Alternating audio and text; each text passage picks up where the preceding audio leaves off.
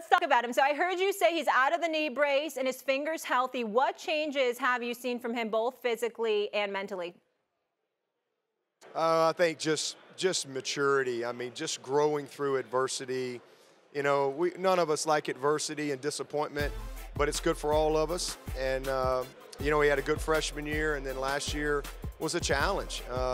We weren't very good around him. We didn't have much continuity. I think that affected him. He didn't play as well as he needs to. You know, he tried to do a little too much here and there, but he did at 4-3. Instead of blaming and pointing fingers, we all figured it out, and he played his best football down the stretch, and he led us to 6 straight wins, which is the longest winning streak in the Power 5 now going into this season. And he took all that momentum and all of that energy into the offseason. And, man, he's lost about 30 pounds. He's gotten his knee healthy. He's gotten his finger back healthy. And more importantly, we've gotten healthy around him. We have a great cast of players around him at every position. And I'm excited. You know, he's a great young man, but he truly is one of the best leaders on our team, one of the hardest workers, incredibly committed. And I think he's poised for a great year. DJ, I think I'm. No. Listen, by the way, they hired a new chef at Clemson, yeah, so that probably helped with the weight loss. And they lost, try it out. lost their defensive coordinator. See what Dabo takes care of his people. Yes, he did. Yeah. And terrible on my part, Coach. Let's talk schedule. Give me a little coach's speak. You opened up with Georgia Tech. Last year, you opened up with Georgia. All right, that's a huge. I'm not trying to knock Georgia Tech, but let's be fair. I mean, that's a different approach with how a coach might handle training camp.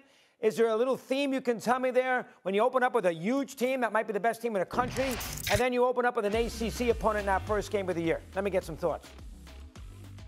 Well, you asked for some coach speak, so you're going to get it.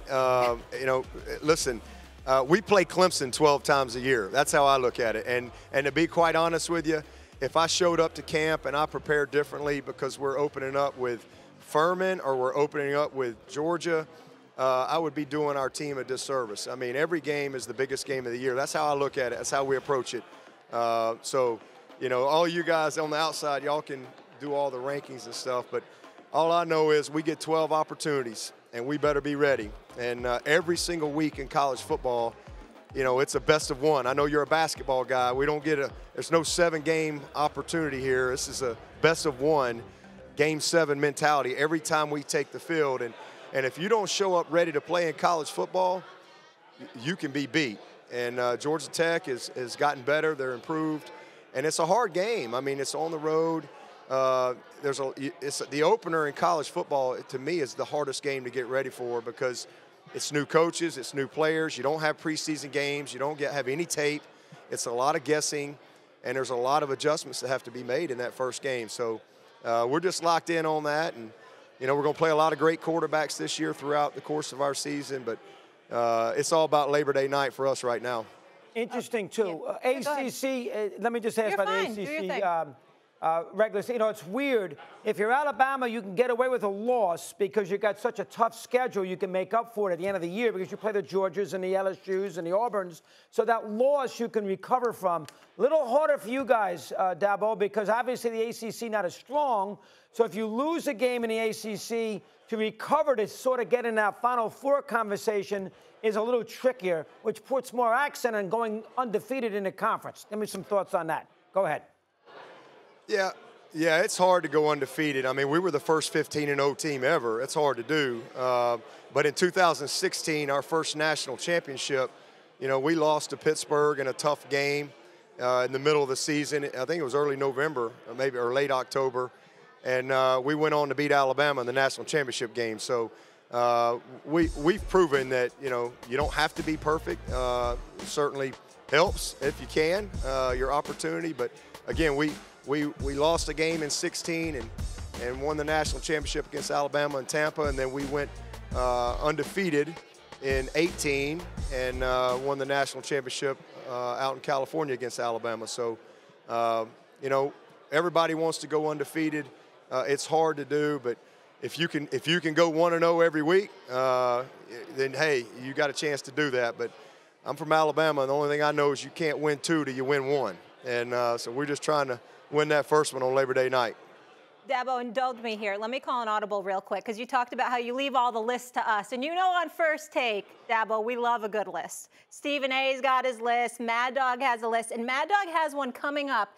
It's going to be the most storied programs in college football. The best fan bases. Oh, best fan bases in college football. With the storied thing, too. There's a lot of combinations. Okay, Dabo, could you be an analyst here, an objective, and tell us best fan base and most storied program in college football? No coaches speak aloud. No coaches speak aloud. Hey, are you crazy? Listen, I got to go into these stadiums, you know, so just as soon as I, you know, rank somebody or not put them on the list, then, you know, they'll give me a big reminder when I get there. So I'll just stick with Clemson. You know, I've only been at 2 places. I've been at Alabama for 13 years, and I'm going on year 20 at Clemson. So I'll stick with both of them. That's my alma mater, and it's my home. So here at Clemson, and both of those are great, passionate. I'll stick with that. Fair enough. I put you on the spot. I had to do it. What do you want from me? Now I'll get back to the serious stuff. Conference realignment, right? We've been talking all about it with USC and UCLA joining the Big Ten in the future. What are your thoughts on all the changes in college football with the NIL, with realignment, and where it's headed? Yeah, I mean, there's a lot of chaos right now. I mean, it really is. There's a lot of stuff going on, and it's all come at once. It's kind of been a perfect storm because it's all happened so fast, you know, between, you know, immediate eligibility with transfers and certainly the NIL and then all the expansion, mega conferences, you know, TV, all the stuff that's out there. It's a lot. You know, it's a good time to be a media person because you got a lot to talk about. Thanks for watching ESPN on YouTube. For live streaming, sports, and premium content, subscribe to ESPN+.